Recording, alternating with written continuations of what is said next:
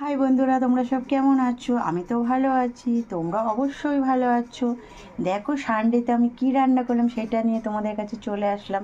প্রত্যেকবারেই তোমাদের আমি মানে দুপুরের খাবার দেখানোর চেষ্টা করি, যেইটুকু রান্না করি সেইটুকুই তোমাদেরকে দেখানোর চেষ্টা করি।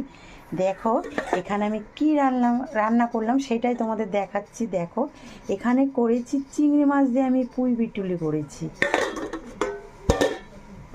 আর এখানে করেছি আমি মুরগির মাংস,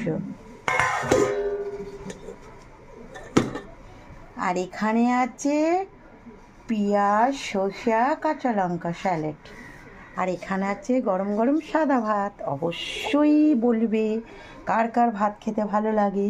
আর এখানে আছে ধনে পাতা বাটা, আর এখানে আছে খাসির মাংস। অবশ্যই বলবে কার কার ভালো লাগে, রান্নাগুলো অবশ্যই বলবে।